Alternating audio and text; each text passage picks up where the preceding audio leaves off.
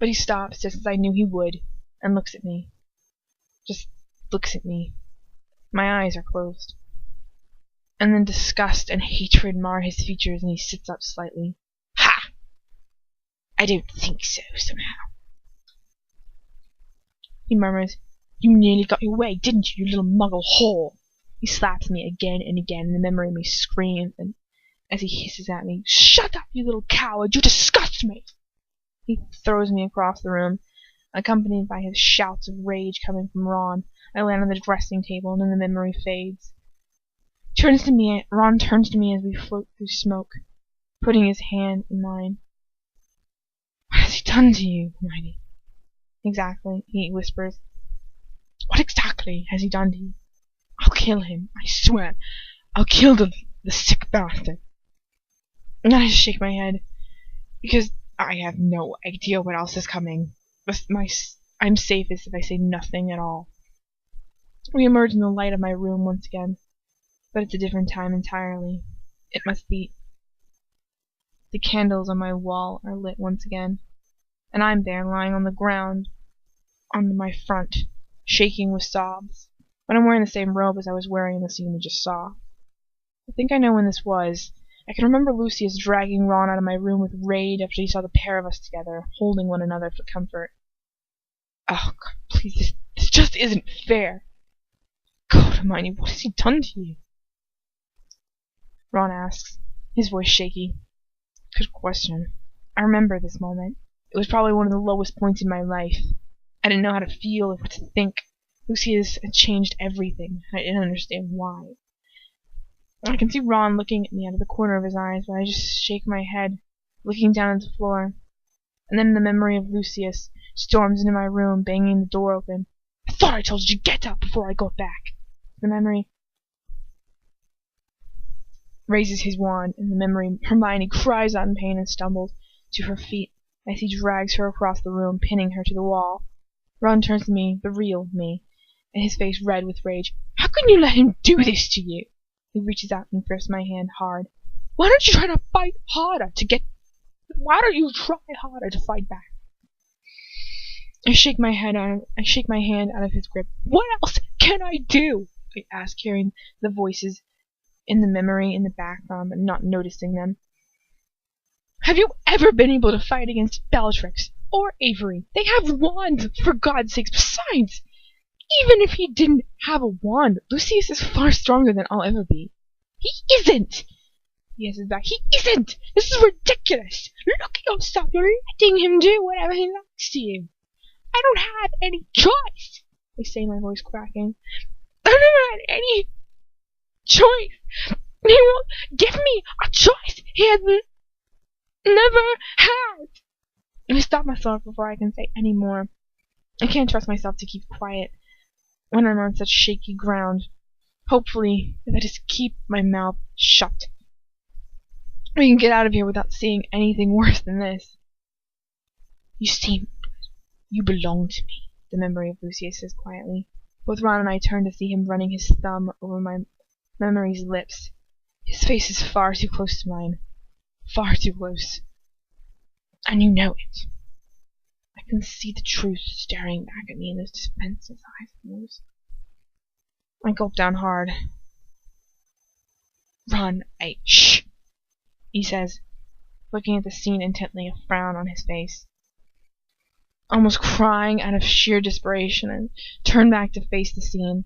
The memory of Lucius brings his finger away from my face, and he reaches down for my hand, pinning it against the wall. "You know that I haven't taken control over you. You've handed yourself over, giving me complete power over you willingly.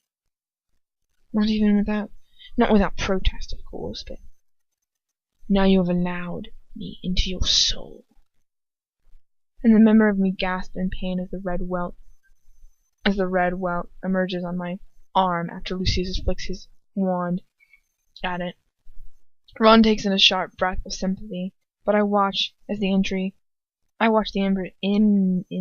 almost impassively. I've seen it all before. I know every injury Lucius has ever inflicted on me like the back of my hand. "Weasley's charms. Just don't compare to the hold I have over you, Papa. And you know it. It's pathetic, laughable, even. How you willingly allow yourself to depend your entire existence on me. I draw a deep breath. Those words must have hurt Ron, more than I can imagine. I chance to look at him.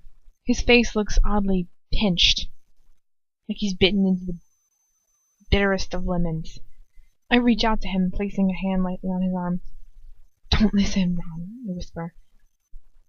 He was just trying to get to me. That's all. It's not true. None of it is. Smoke swirls around us once again, shielding his expression from me. And then we emerge from it. And for one blissful moment, I wonder if we've left the pensive. But we haven't. There's no mercy to be had. And there's no mercy. There's no mercy. There's no mercy to be had. We might have emerged in Lucius's room, but we're still only in a memory. Lucius is there, standing in the corner of his room, looking intently at a full-length mirror held up on the wall in front of him. He just stands there for ages, staring at his reflection. He holds a whole world of revulsion and hatred. His face holds a whole world of revulsion and hatred. What's he doing? Ron asks quietly. But a moment later, his question is answered.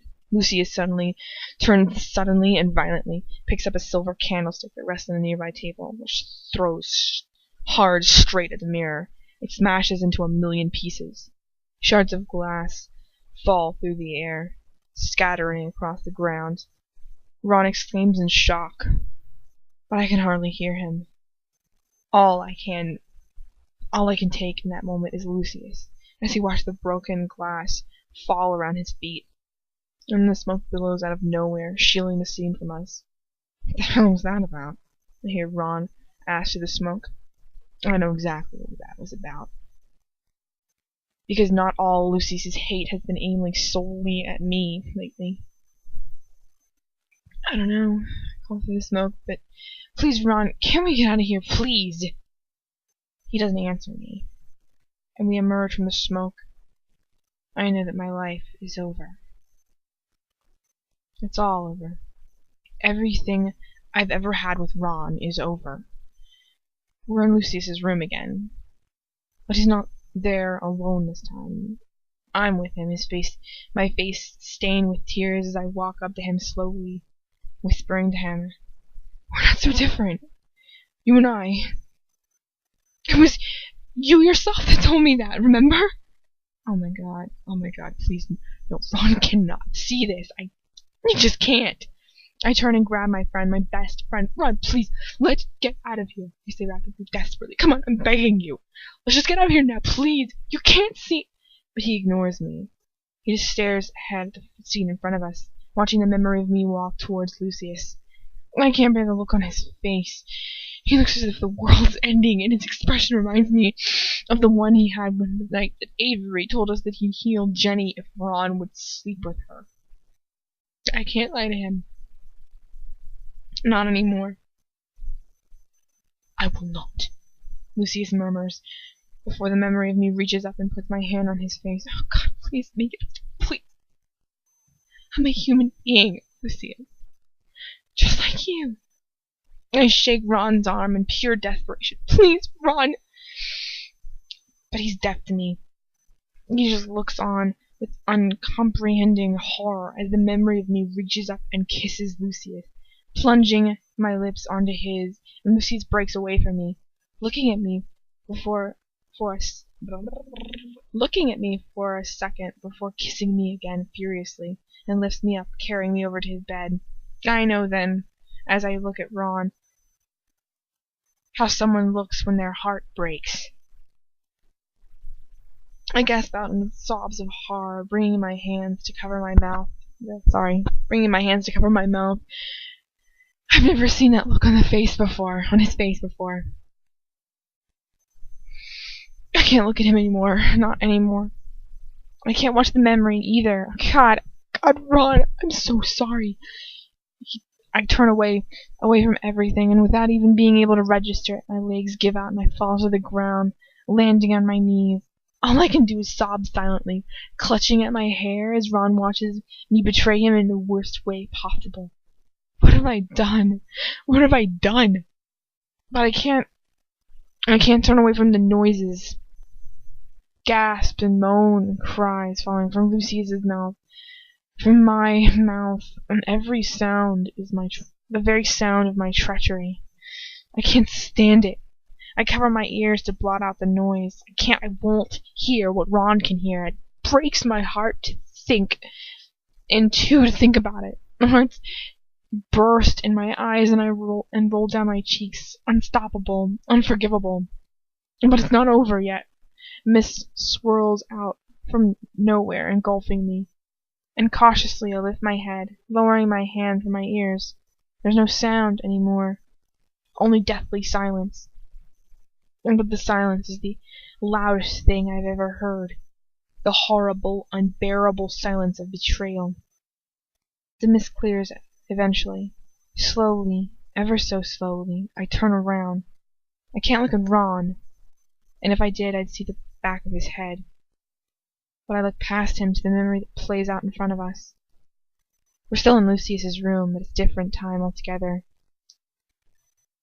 At first I think the room is empty, but then I take the rose-pink robe, I look at the rose-pink robe on the floor, tangled in the black robes of black, and then I see the bed. I'm lying there on my back, one arm curled above my head. My eyes are closed and my chest rises and falls with soft, steady breaths. And Lucius is lying there next to me. He's watching me, his eyes hooded. He reaches out and runs his finger down my cheek, and I shift slightly in my sleep, breathing out a tiny sigh. His eyes blaze for a second, before he slowly, tentatively winds his arm around my waist before sinking down into the mattress next to me, allowing himself to fall asleep with me in his arms. And I hear the tiny sniff, but it hasn't come from the memory we're standing in. Ron turns around, and only now do I chance to look at him.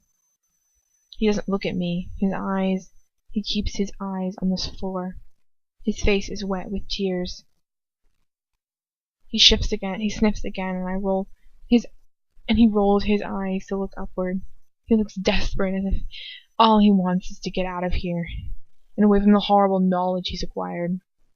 "Take me back," he whispers, his voice hoarse, and then a huge swooshing noise. And I see him rise up and up, quicker and quicker. And then he's gone. Tears roll down my cheeks. Bitter, horrible, horrified tears of utter agony. What have I done? I'm such a bitch. I'm such a bitch. How could I do this to him? Why did I ever think that I could hide this from him? Something so awful could never remain hidden forever. I stand still. Why did I ever think of it? I stand still, closing my eyes, the tears coming thicker and thicker. Thicker and faster, excuse me. I can't go back out there. I can't. How could I ever face Ron again? But how can I can hardly stand here forever, can I? God, I only wish I could.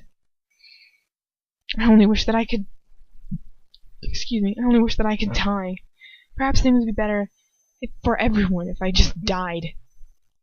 I've got to get out of here. And I've got to go back. I've got to go back out there. I've got to.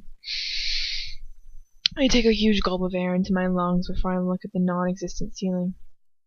"Take me back," I whisper, my voice barely a thread. I feel myself being pulled up and up, the air roaring past my ears as I'm pulled out of the pensive and into the horrible reality of real life once again.